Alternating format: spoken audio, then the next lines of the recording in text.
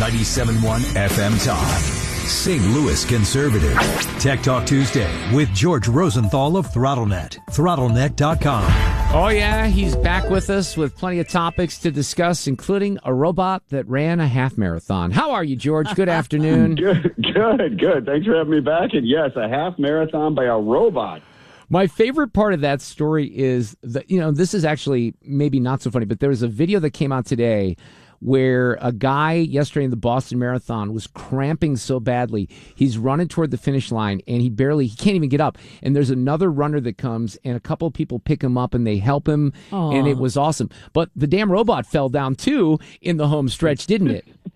It did. There were several robots that were running that race. And the one that won, obviously by the company in China, Honor, was, it was amazing how much progress it made from the previous year. Yes. So, first off, it ran faster than any human, of course. It was running at 15 miles an hour consistently with liquid-cooled legs. It ran the half marathon in 50 minutes and 26 seconds compared to the fastest human was 57 minutes.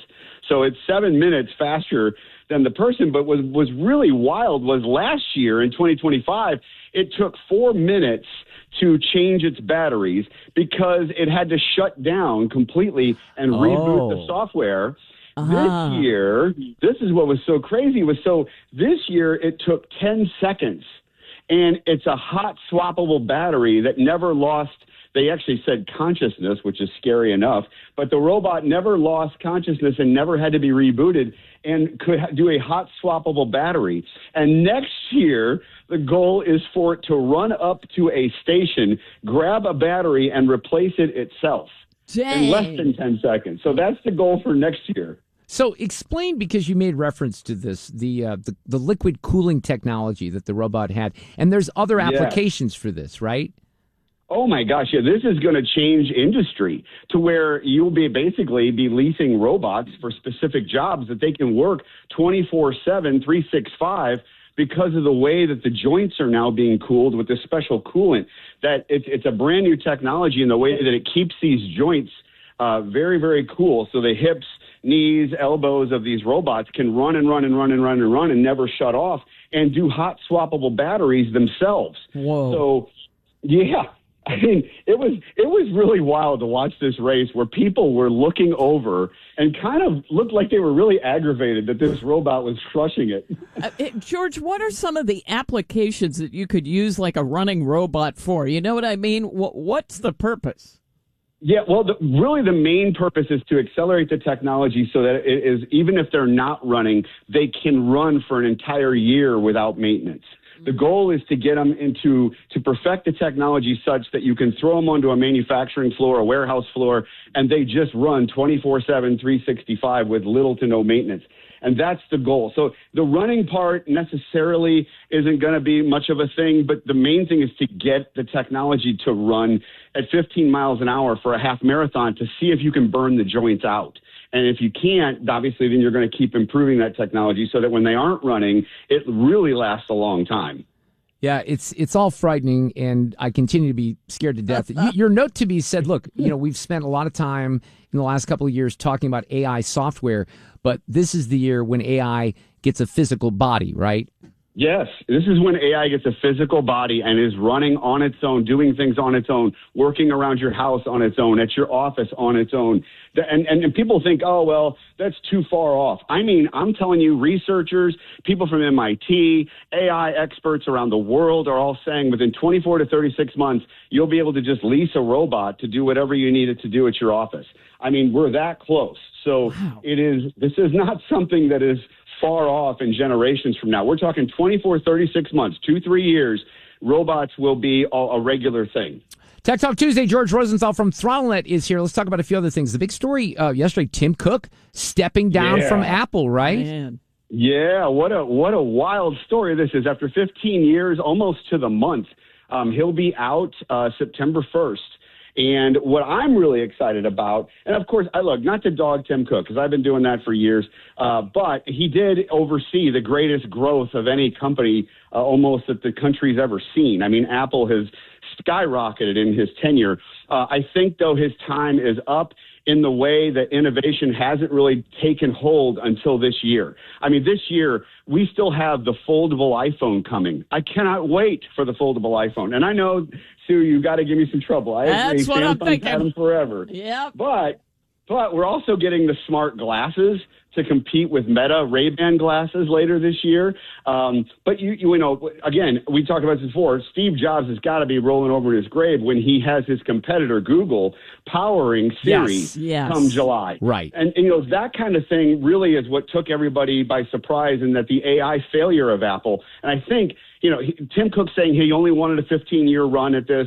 He's at his 15 years. He's 65 years old. And that may be totally it. But the rumor mills are all about the AI failure and how Gemini is going to run Siri. Now, what I'm excited about is who's taken his place, and that's John Tiernes. He is the VP of Hardware Engineering. He is one of the creators and perfecters of the iPad. He is also the reason that they have the M-series chips, the Apple chips that they're making on their own. And he is the main brain behind the MacBook Neo launch that just happened earlier this year. That literally brought Apple into a entry-level marketplace, and for $600, you can now get a MacBook, which is dynamite. So the future is going to be, for Apple, is going to be unbelievably awesome with John Tiernes running it. I'm just so excited about that. He's currently the VP of Hardware Engineering. So this is somebody who's coming from a framework of building the best hardware possible on the planet, and now he's going to be running the show. Well, two things I want to comment about that on the new guy, because as you know, and I went through this process with you a few weeks ago, just getting some consulting. I got a new iPad Pro. I went with the Pro model and the larger, screen, and I love it. And, it is so fast and so responsive, and everything about it I really like. And I wasn't sure if I was going to like the bigger screen. I'm not really quite sure why I need a MacBook now. That's the thing. This is the first time that I've had that feeling, because it really, you still had a feeling for need of the MacBook, but now I'm starting to wonder about that. But let's talk about the Neo, because this is interesting. What we've experienced over those 15 years that Tim Cook, well, maybe let's say 10 years that Tim Cook ran the company, not all 15, is Apple kept hitting home runs, right? Home run after home run after home run. Well, then they stopped, maybe a ground rule double now and again, and they've had some issues. But this Neo, it's a home run, beyond a home run. It's almost like, why didn't they do this sooner, right? Yes, I mean, they are taking over the market, and this couldn't be more smart. This is what's crazy. Two things. One, it's getting so many more entry-level users onto the Apple ecosystem. So as they get older, they're going to be loving the Apple ecosystem, get over to the watch, get onto a MacBook Pro, etc. But this MacBook Neo, it's genius. They took the insides of an iPhone 16 Pro. That's it. It's really an iPhone 16 Pro. No, I love that. The insides are literally the same board and chip processor that is in the iPhone 16 Pro. They threw in 8 gig of memory and an SSD, obviously a solid state hard drive. But because the microchip that's in the phone is so efficient, it doesn't create a lot of heat. So they didn't have to add a lot of fans or any fans to the MacBook. So the whole thing is a giant battery. It's literally a giant battery that lasts so long. And honestly, you're using an iPhone 16 Pro phone in the form of a full-on laptop. Wow. But what's great is it runs Mac OS, not iOS. So it doesn't run the mobile stuff. It runs like a regular MacBook. It's genius. And for $600, you're now in the Apple ecosystem. I mean, where has this been for the last 10 years? Well, my daughter wants one, and I've made it very clear that she has to save enough money to double that. So the 600, she's got a little account where she puts some money into. She's got to have $1,200 in that. There's going to be a lot of chores this summer. But yeah, I figured that thing would be a big hit. One of the topics that you sent to me, I have no idea what you're talking about. It has to do with Anthropic's Mythos and the 0-day flood. You're going to have to help me with this, because no idea, no clue what you're talking about. This is some crazy stuff for the cybersecurity world. It's Anthropic's Mythos, and Mythos is a brand new AI engine that just looks for vulnerabilities. And this came out yesterday, this whole story. Over last weekend, more security flaws were found in Windows and Mac and Google Chrome. In one weekend, more security holes were found in one weekend than in all of last year of human beings trying to find security holes. So this AI is incredible, and it found thousands of security holes in Windows and Mac. And what's wild is, obviously, the world of patching once a month is going to go away. This is going to be where your computer's patching could be on an hourly basis or multiple times a day, just to keep up with this. So wait to the big part of the story is wait till the bad guys get a hold of this thing and can start creating complete security problems throughout all ecosystems using AI. So you have to have AI tools now to fight the AI. It's an AI war, and this is proving it right now in that thousands of security holes were found in one weekend on all platforms, not just picking on Microsoft or Apple. So we are entering a brand new world of AI warfare in the cyber war arena. And I'm telling you, if you, even at home, if you don't have the latest security patches going on, get it done. Don't wait anymore. And make sure you have automatic updates going on your work computers and so forth. It is going to be critical going forward from 2026 on is in that the AI is going to be finding security holes and automatically writing software to take advantage of them. So we are entering a different world of cyber warfare. So, and that's starting now. So, as a real life example, because we talk about these things, and you say, okay, let's be careful. So, I have a brand new piece of equipment that I just mentioned, this iPad that I just got about a month ago. Yep. So, what should I be doing with that to make sure I'm protected? Go to your settings and make sure that automatic updates are on. Okay, they are. Don't have to.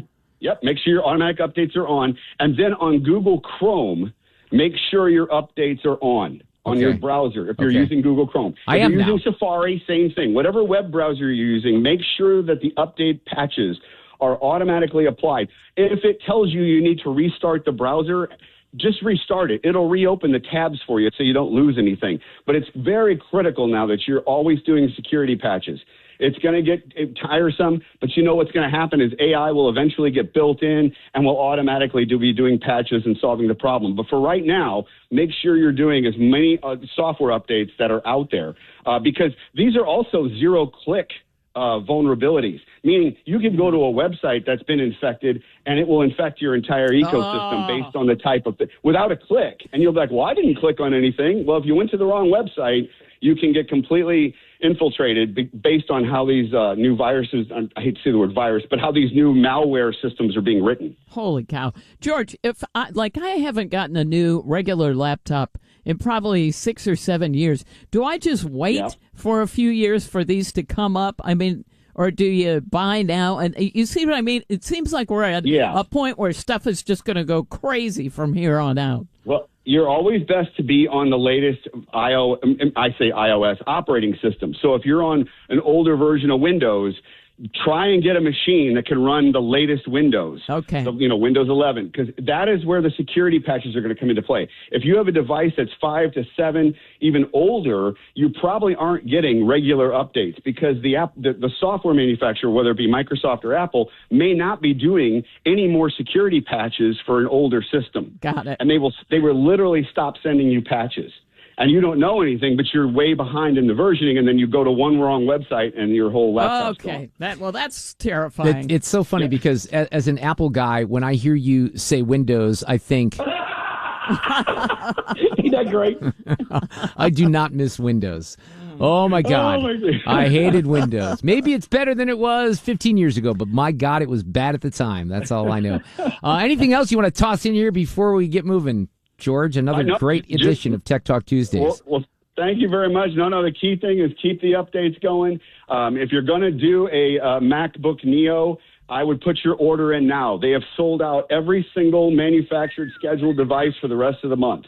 So if you want to get your kiddo something for graduation, if you want to get yourself one, put the order in because it's going to take probably at least 2 to 4 weeks before you get it. That is interesting, but those things are going to continue to sell. I bet they have huge sales. They better stock up before August because they're going to have huge sales leading into the next school year. Yep. ThrottleNet.com/971 if you want to check out the company. George, thank you so much. I appreciate it. We'll talk next week. Thank you. All right, you guys we'll have a great rest of the week. Take care.